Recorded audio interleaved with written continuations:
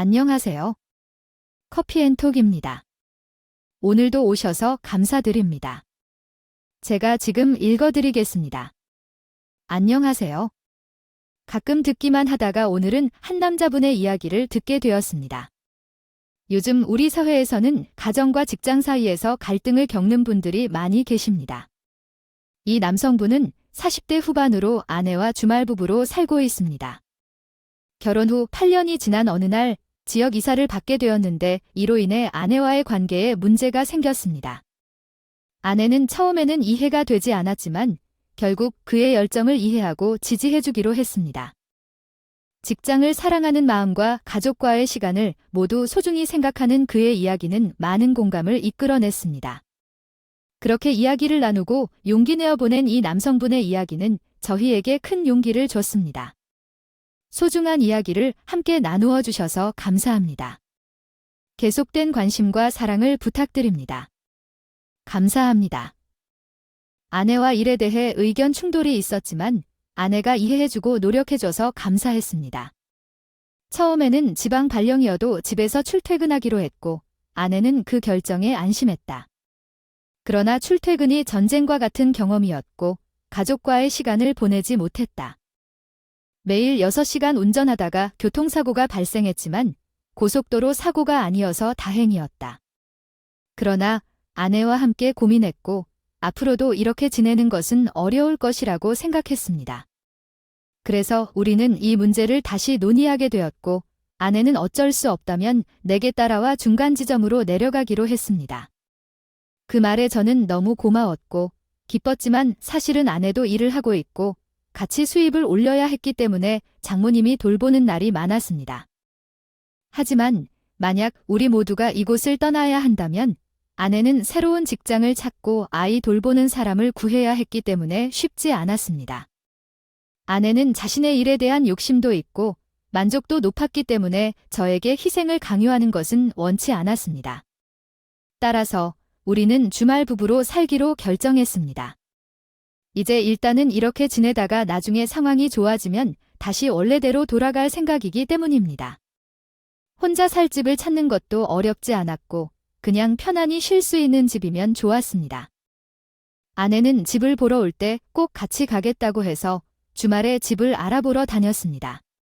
운 좋게도 공실이 있고 가격도 저렴해서 가격에 월세방을 찾게 되어 긴 시간을 허비하지 않고도 제 아내와 딱 맞는 그런 집을 찾았어요. 오래된 다세대 주택이라 계단이 조금 많긴 했지만 그것도 단점이 되지 않았어요. 이사하는 날 아내가 정말 많이 도와주셨어요.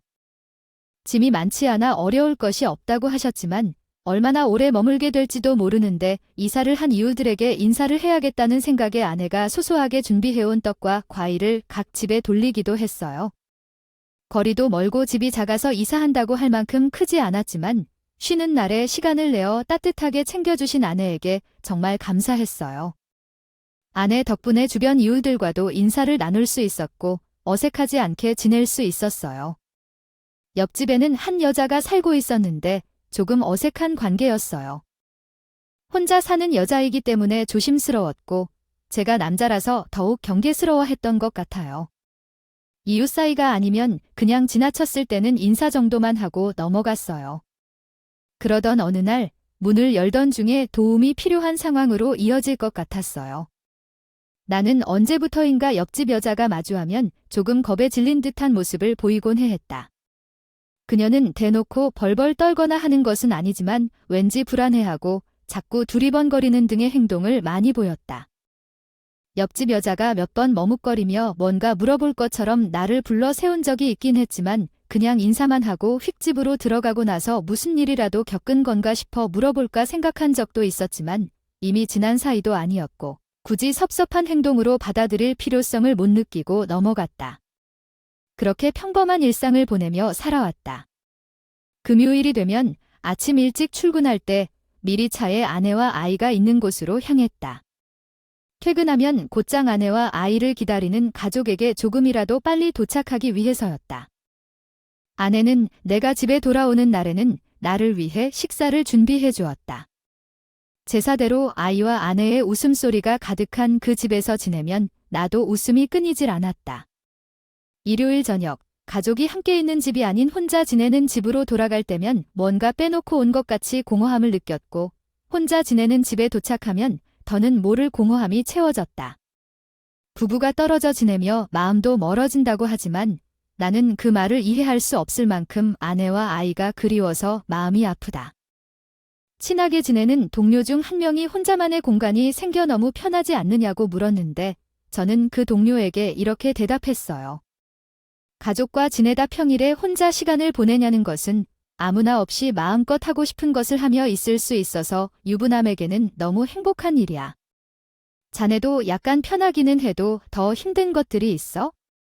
주말마다 장거리를 가족을 보러 다녀오느라 힘든 것도 있고 퇴근해서 집에 돌아가면 아내와 아이가 기뻐하는 모습을 보던데 익숙해진 환경에서 자기 자신을 찾지 못해서 집에 가기 싫을 때가 있어?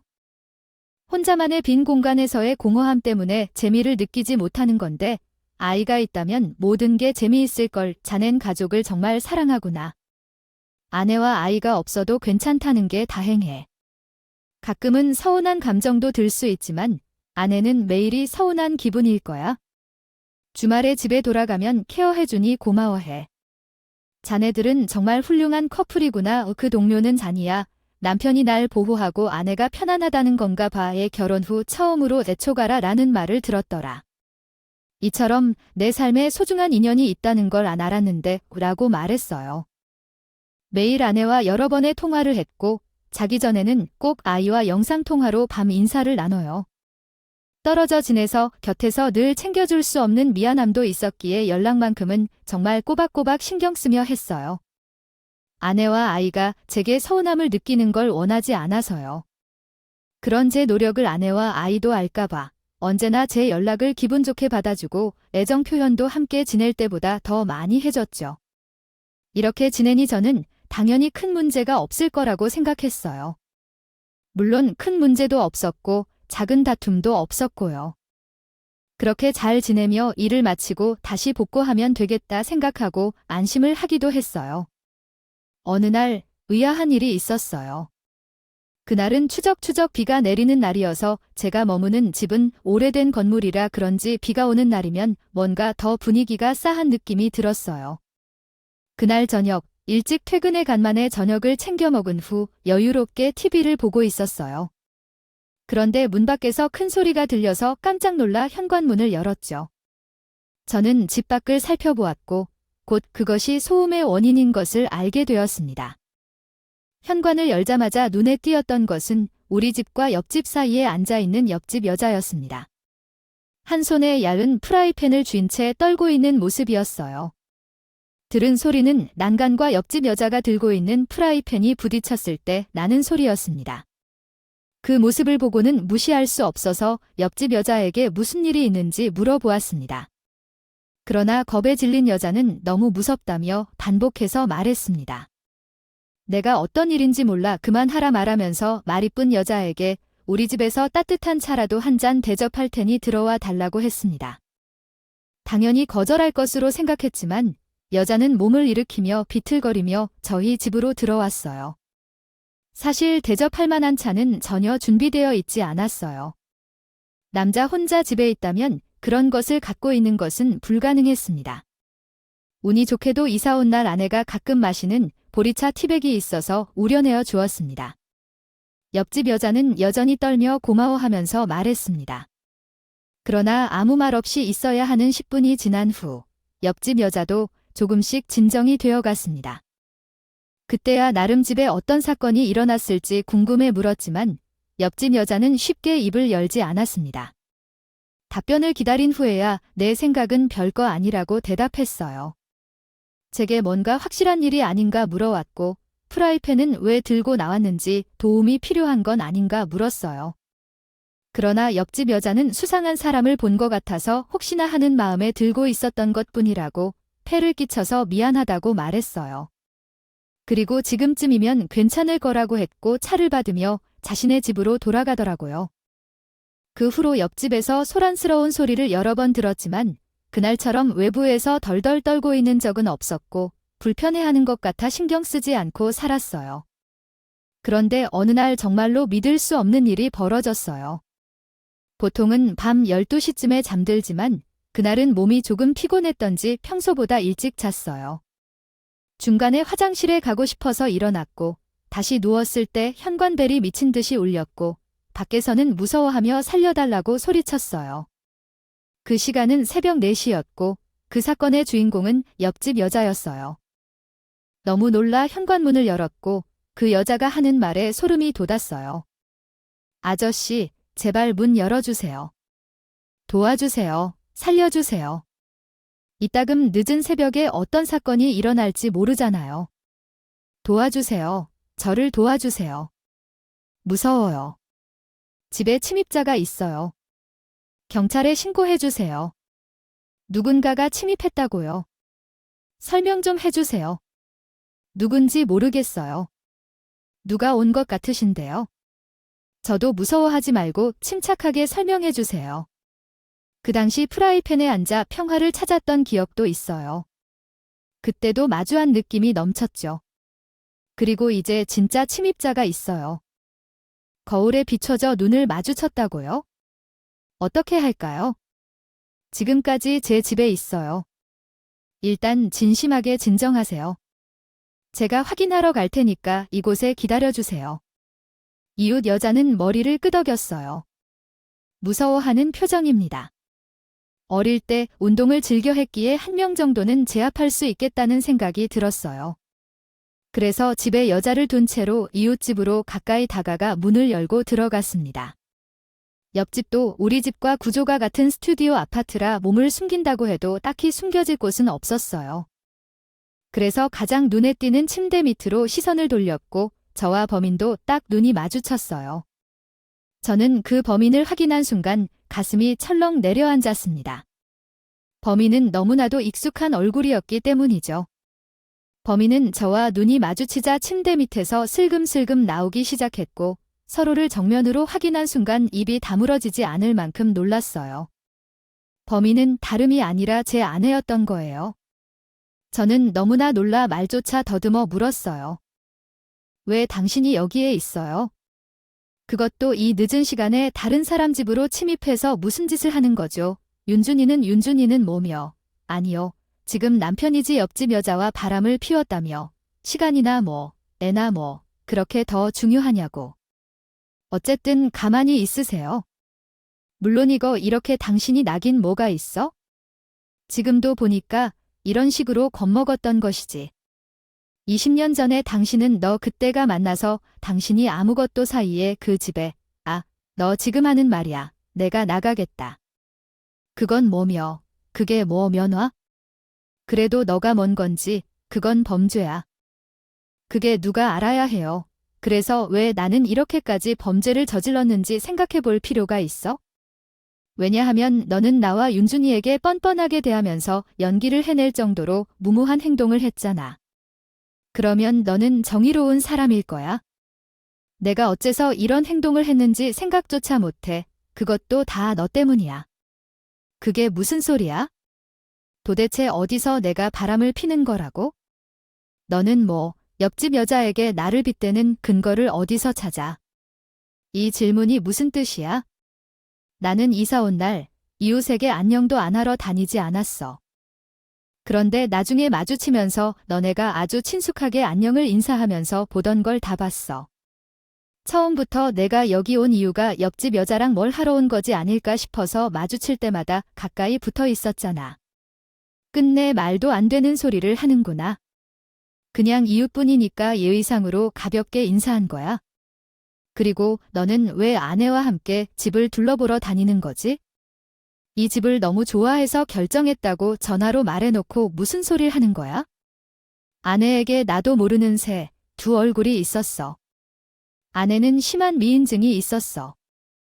결혼 이후 한동안 동안 이 길을 어디 두었길래 언제까지 오해치 않고 있을 수 있는지 놀랍다고. 사실 아내를 만나기 전부터 여자들의 관심이 있는 게 별다른 여자도 없고 주변에 아는 여자들도 대부분 없어서 아내가 질투하게 될 일도 없었어요. 게다가 결혼식에 같이 참석한 동료들 중 몇 명을 제외하고는 여자 구경 친구들의 여자친구나 아내, 그리고 나의 사촌뿐이었기에 너무 당연한 일이었습니다. 그래서 아내가 의심을 할 이유가 전혀 없었죠. 그러나 별도로 집안 관련 운명이 날모아 아내를 몰래 지켜보게 되었고, 그때 아내의 모습을 보게 되었을 때 정말 큰 충격을 받았습니다. 아내는 처음부터 바탁집 여자와 사귄 것을 피하려고 집 이사한 것이었고, 이미 바탁집 여자와 나는 관계를 확신까지 한 상태여서 내가 이렇게 말을 해도 믿지 않았어요. 언제부터 이렇게 했는지 물어보았지만 아내는 내 말만 듣지 않고 자기 자신이 얼마나 바탁집 여자를 해코지했는지 궁금해하는 건가면서 내게 소리치기도 했어요. 저는 너무 당황하고 화가 나서 마찬가지로 아내에게 고함을 쳤어요. 정확히 언제부터 그랬는지 알아야 사과를 바라는 거 아니겠느냐고. 바탁집 여자에게 믿음이 없다며 선처도 합의도 없이 그런 짓을 하기만 하다면 어쩌겠느냐고 물었어요.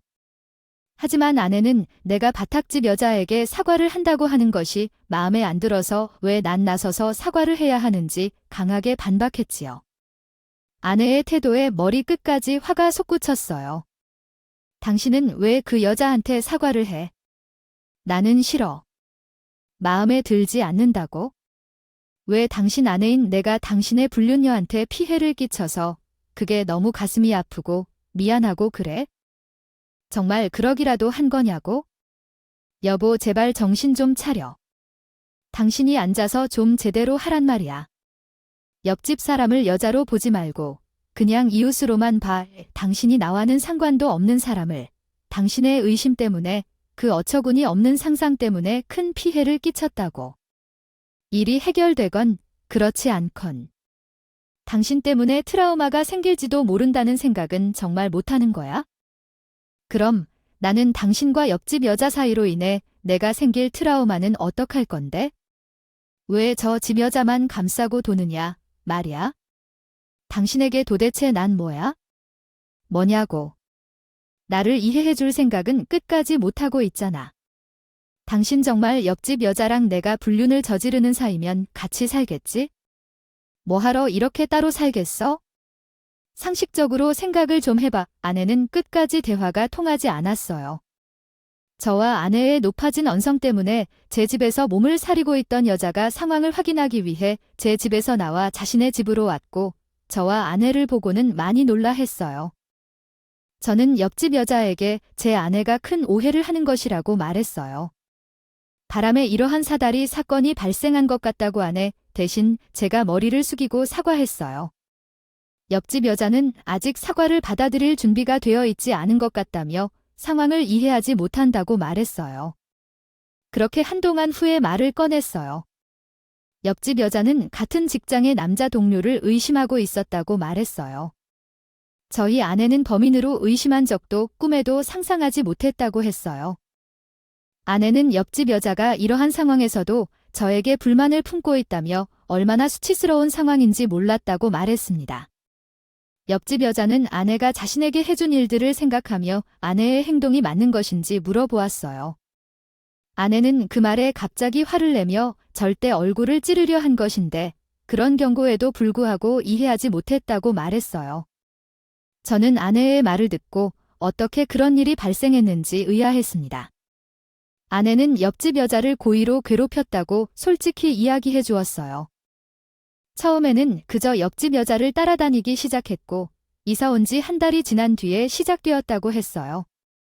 처음에는 그냥 옆집 여자 뒤를 따라다니기만 하던 것 같아요. 퇴근길이나 밤길에 좀 떨어져서 따라다닐 때가 있었어요.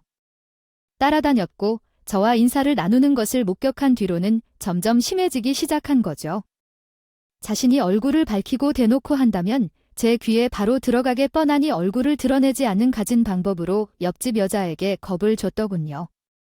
저희 주택단지가 쓰레기 버리는 날이 정해져 있는데 그 날짜에 맞춰 버리기 위해 잠깐 현관 밖에 내놓은 쓰레기 봉투 속을 파헤쳐 놓기도 했고 옆집 여자가 인터넷으로 주문했던 옷택배가 열려 있었고 그 속에 옷은 가위로 듬성듬성 다 잘라 놓았다고 해요. 거기다 날이 갈수록 수위가 높아져 아무도 없는 옆집에 들어가 옆집 여자의 화장품이나 옷가스를 훔쳐오는 것은 물론 제가 옆집 여자의 향을 좋아한다는 상상까지 하게 된 아내는 옆집 여자의 향수병을 전부 집안의 마구잡이로 깨부숴 놓기도 했던 거예요. 이때 나중에 자신의 집에 도착해 엉망인 직구를 보고 범인을 잡겠다며 그나마 무기로 쓸 수 있던 프라이팬을 들고 복도까지 나왔던 거예요. 그때는 도대체 누군지 알 길이 없으니 제가 무슨 일이 있냐고 물었을 때 차마 이야기할 수 없었던 거였더라고요. 제가 살고 있는 집을 포함해 모든 집이 현관 바로 옆에 작은 주방 창문이 있어요. 그 집안에서 주방 창문을 열면 방충망이 있고 방충망까지 열고 나면 방범창이 보이는데 그 방법상이요. 생애 교차로에 섰던 건 양측 측면이 치밀하게 밀폐되어 성인 남성의 팔이 창문 끝에 닿을 수 없다는 점입니다. 그러나 아내는 자신을 지켜보는 것을 암시하기 위해 이웃집 여성이 집 안에 있을 때 방범창을 흔들며 손을 넣어 창문을 파손하고 긴 물건으로 두드릴 때까지의 행동을 보이고 있었습니다. 이로 인해 이웃집 여성은 점점 불안해하게 되었고 결국 아내가 밤에 현관문을 두드리는 일도 있었습니다. 이러한 사건이 반복되자 이웃집 여성은 불안한 모습을 자주 보이며 외관상 마치 누군가에게 공포를 느끼는 것처럼 보였습니다. 점차 이웃집 여성은 아내 때문에 겁에 질리게 되었고 그 이유조차 믿지 못할 만큼 충격을 받았습니다. 하지만 아내에게는 자신이 범죄자였다는 사실을 깨달았을 때도 사과하지 않았고 오히려 남편과의 부정적인 관계의 대가로 이해도 없이 이야기하며 뻔뻔한 태도를 보였습니다. 그리고 나는 경찰서에서 실화를 입증하기 위해 수사를 받고 우리 가족은 큰 파문을 겪었습니다. 결국 나와 이웃 여성 사이의 관계가 고발되었고 아내는 비록 죄를 죽어도 내리지 않았으며 경찰에게 당신이 믿는 바른 사람인지 물어봤습니다. 아내는 분노하며 당신들은 내 마음을 이해할 수 있느냐? 라고 말했습니다. 그러면서 저를 비난하며 이야기했습니다. 당신이 바람피는 인간으로 인해 가치 있는 현장에 대해 수사하고 당신과 그 여자를 붙잡으려고 하는 것은 이유가 없어. 몇 번이고 아니라고 말해봤잖아. 당신은 내 이야기를 믿지 않을 거야? 그만 좀 하고 내가 들을 수 있는 이야기를 해줘야 해. 당신과 그 여자가 왜 그 집으로 향할지 알아? 그만큼 바람을 피우고 있으니까. 당신과 바람피는 사람이 어디 있겠어. 이해할 수 없어. 나도 이해가 갈 건 없어. 그 여자가 왜 당신 집에 와서 저 한밤중에 당신한테 향했을까? 왜 당신한테 갔을까? 라고 말했습니다. 아래층에 사는 사람들도 있고 2층에 사는 사람들도 있는데 왜 옆집에 사는 당신에게 가서 살려달라고 도와달라고 했겠느냐고. 이건 또 어떻게 해명할 것인데 당신이야말로 그만 부인하고 사실을 밝혀라고. 이제 그런 상황에서 가장 가까운 사람에게 도움을 청하는 것은 당연한 게 아니야. 어떻게 하면 내가 불륜을 저질렀다는 것을 믿어줄 건데 어떻게 하면 내가 불륜을 저질렀다는 걸 믿어줄 거야. 난 당신을 어찌 믿어야 하는지 생각해봤지만 믿어주지 않을 거야. 나는 다 봤어. 그 새벽에 당신이 그 여자를 위해 자주 타고 뛰쳐왔던 걸 난 그것만으로 충분히 당신과 그 여자 사이를 확신해. 그리고 당신의 휴대폰에 내가 몰래 위치 추적 어플을 깔아놨어. 그 어플로는 늘 집에 있었다. 그러니까 불륜을 저질렀던 여자가 옆집에서 어디 갈 수가 없었겠지. 당연한 일 아니냐고 말하는데 그때 정말 속이 뒤집어질 것만 같았어. 그런 위치 추적 어플을 몰래 깔아두었다는 게 황당하기는 했지만 그 어플로 내 동선을 다 확인해 두었는데도 나를 계속 의심하는 건 정말 속이 너무 답답해 미쳐버릴 것 같더라고요. 그 여자가 왜 당신 집에 와서 저 한밤중에 당신한테 향했을까? 왜 당신한테 갔을까? 라고 말했습니다. 가까스로 내 아내와 경찰이 언쟁을 가로막아 줌으로써 아내와 더 이상의 다툼을 경찰서에서 멈출 수 있었다.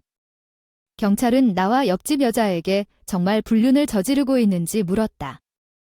나는 가끔 마주치면 인사도 나누는 것 말고는 의심할 만한 행동을 하지 않았다고 말했고 옆집 여자도 같은 대답을 했다.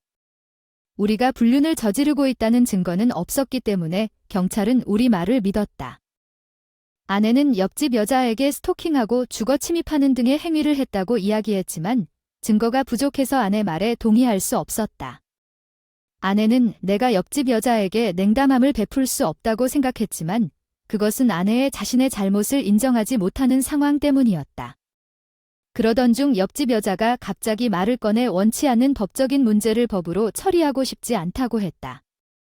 이 말을 듣고 나는 안도감과 미안함이 동시에 느껴졌다. 경찰도 옆집 여자의 말에 많이 놀란 듯 보였어요. 정말 괜찮겠냐고 여러 차례 묻더라고요. 옆집 여자는 아내를 한번 힐끗 보더니 괜찮다고 말하는데 정말 긴장이 풀리면서 다리까지 힘이 쭉 빠지더라고요. 저는 정말 눈물이 뚝뚝 흘리며 옆집 여자에게 감사하다 미안하다는 말만 몇 번이고 반복했어요. 경찰이 옆집 여자에게 무서워서 그러는 거냐고, 그렇다면 아내를 상대로 접근 금지 신청을 하면 된다고 말하는데 옆집 여자는 그런 게 아니라며 이야기하더군요. 무서워서 그런 게 아니에요? 물론 당하는 동안은 정말 매일이 소름 끼치도록 무서웠어요. 그런데 제가 상상하며 무서워했던 것과는 결이 많이 다르기도 하고 또 아내가 범인인 줄도 모르고 저를 도와주겠다고 그 새벽에 나서 주신 분이잖아요. 그리고 이 분들 아이가 있잖아요. 이사 오던 날 우연히 마주쳤을 때 봤어요. 아내분을 똑 닮은 아이를. 그 아이에게서 엄마를 빼앗는 그런 기분이 드는 것 같아서요. 정말 제가 지금 바보 같은 생각을 하고 있다는 건 알지만 아이를 봐서라도 더는 이 일을 크게 벌리고 싶지 않아요. 감사합니다. 정말 죄송하고 감사해요. 우리 아내가 원래는 나쁜 심정을 가진 그런 사람이면? 아닌데 이렇게 안 좋은 일을 겪게 돼 다시 한번 죄송합니다. 아이가 있다는 것을 알고 있던 옆집 여자는 그 이후로 아내를 비난하지 않았어요. 아내는 옆집 여자의 말에 처음으로 아무 대꾸하지 않았고 한참 있다가 사과를 했어요. 여전히 의심스럽고 마음이 불편한 것은 사실이지만 정말로 둘 다 아니라고 하고 또 증거도 없는 것이 확실해서 더는 물고 늘어지지 않겠다고 했어요. 자기도 안 좋은 상황까지 상상하고 저질렀던 일이었지만 이해를 받고 또 법적으로 처리하지 않아줘서 아이에게 부끄러운 부모가 되지 않을 수 있겠다며 고마웠어요. 그런 식으로 조사를 끝내고 우리 셋이 경찰서를 나왔어요.